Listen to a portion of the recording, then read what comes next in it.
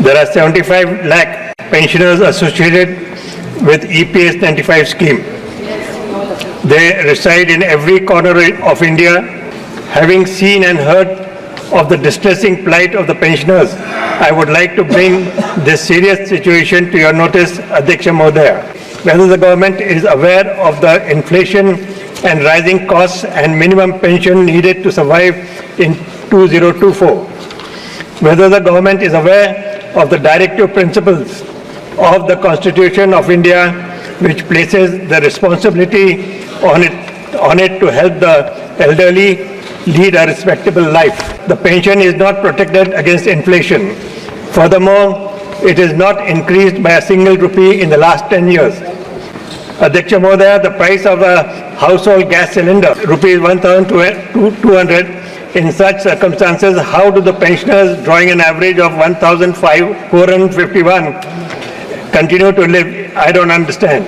भरी सदन में फिर से उठा EPS 95 पेंशन धारकों की पेंशन बढ़ोतरी का मुद्दा।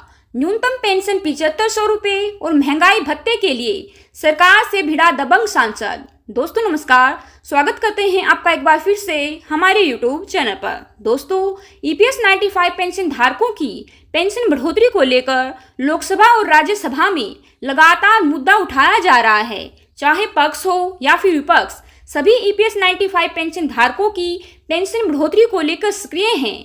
एक और भाजपा की सांसद हेमा मालिनी जी ने खुद पेंशनर्स की मुलाकात पीएम मोदी से करवाई, तो वहीं दूसरी ओर विपक्ष के नेताओं ने पिछले दिनों लोकसभा में EPS 95 न्यूनतम पेंशन वृद्धि पर सरकार के सामने सवाल खड़े किए। महाराष्ट्र के बारामती से एनसीपी की सांसद सुप्रिया सुले जी ने भी 6 अगस्त को लोकसभा में EPS 95 पेंशनर्स का हक देने की सरकार के सामने डिमांड रखी।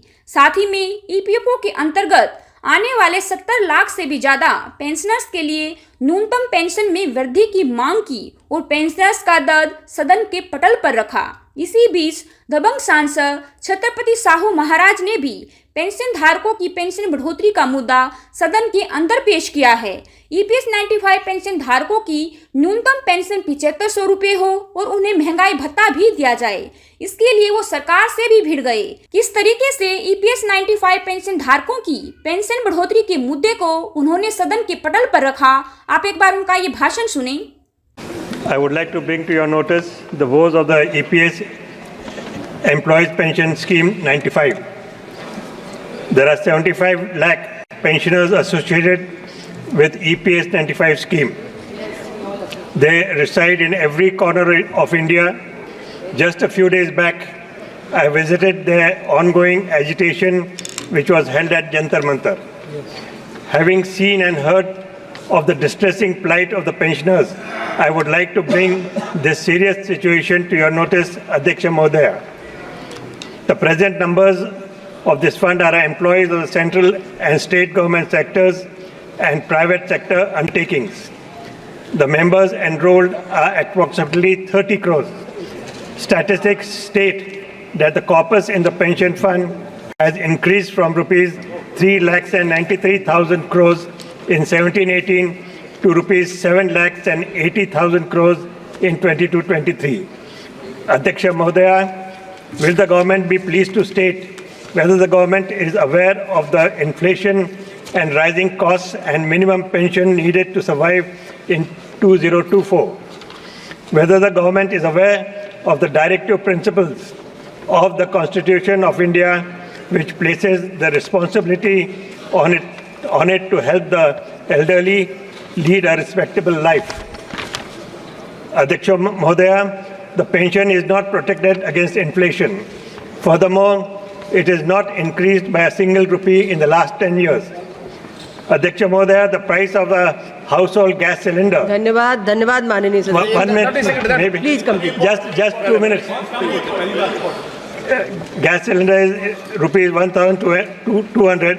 In such circumstances, how do the pensioners drawing an average of 1,451 continue to live? I don't understand.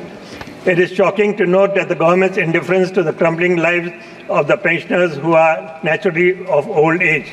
The Article 41 of the Constitution provides for old age pension schemes and therefore not only covers the elderly pensioners but the sick and the disabled as well.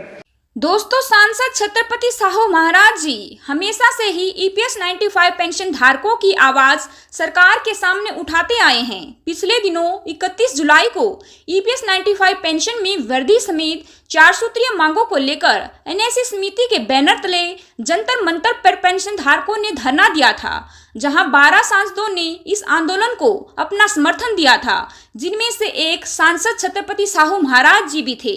उन्होंने pension धारकों से वायदा किया था कि वो लोकसभा में EPS 95 pension का मुद्दा उठाएंगे।